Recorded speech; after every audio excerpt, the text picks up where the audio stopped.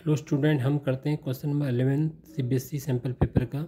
इसमें जो है, if the area of the base of right circular cone is 51 centimetre square दे रखा है और इट्स वॉल्यूम जो है 85 सेंटीमीटर स्क्वायर दे रखा है, तब आपने इसकी हाइट ऑफ द कोन निकालनी है। 4 ऑप्शन है, आपको कौन सा ऑप्शन इसका सही रहेगा उसका आंसर आपको निकालना है। तो इस क्वेश्चन में आपको दिया हुआ है, जो आपको दिया हुआ है पहले आप वो लिख लीजिए। आपको इसमें दिया हुआ है area of the base of right circular cone, area of base वो आपको 51 सेंटीमीटर स्क्वायर दिया है और इसका जो है वॉल्यूम जो है बी दिया हुआ है, जो आपको 85 सेंटीमीटर क्यूब दिया हुआ है। अब आपको फाइंड आउट करना है, हाइट आपको फाइंड आउट करनी है। तो इसको फाइंड आउट करने से पहले हम थोड़ी सी ब्रीफ जो है डिस्कशन कर लेते हैं। आपको हाइट फाइंड आउट करनी है, थोड़ी हम इसको ब्रीफ डिस्कशन करते हैं, कौन के बारे में पढ़ते हैं। तो कौन है ये राइट सर्कुलर कोन, तो ये कौन की फिगर मैंने बना रखी है यहाँ पे, ठीक है। ये कौन है, इस कौन का ये बेस होता है जो कि सर्कुलर फॉर्म में है, और ये जो है ये इसकी हाइट है। हाइट से ठीक जो है ये इस पर जो हाइट परपेंडिकुलर है इतना, ये इसका रेडियस है आर, और ये एच है। ये तिरछी लाइन इसकी स्लाइंट हाइट है, इसको एल बोलते हैं। तो जो फॉर्मूला होता है कौन के वॉल्यूम का, जो फॉर्मूला होता है V इक्वल टू होता है 1/3 एरिया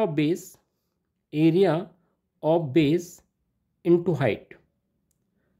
अब एरिया जो है बेस क्या है इसका, सर्कल फॉर्म का है, सर्कुलर फॉर्म का है, तो उसको याद करने का तरीका है 1/3 एरिया ऑफ बेस हो जाएगा πr² इंटू एच।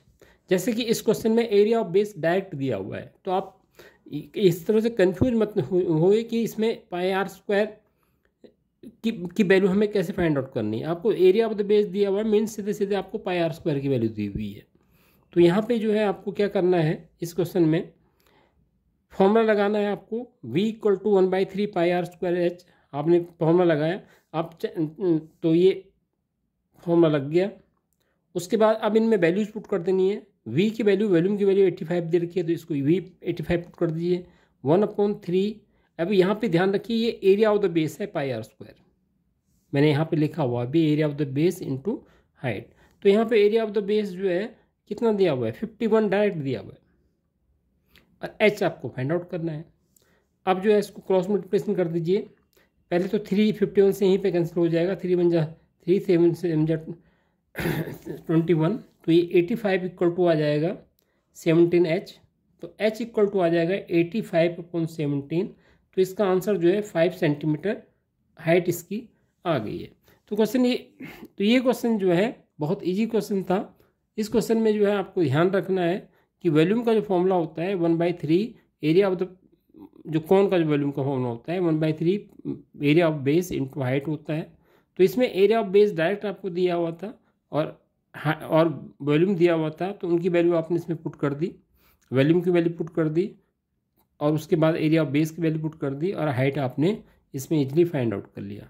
तो कभी भी इस तरह का कोई भी क्वेश्चन आए, तो अगर उसमें जो है एरिया ऑफ द बेस दिया हो और हाइट दिया हो, तो आप डायरेक्ट जो है πr² को एरिया ऑफ द बेस से रिप्लेस करेंगे, जो भी उसकी वैल्यू होगी।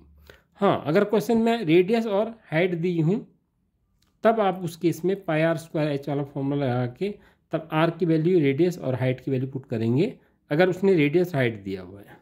तो ये जो है क्वेश्चन एक मार्क्स का क्वेश्चन है और इम्पोर्टेंट क्वेश्चन है।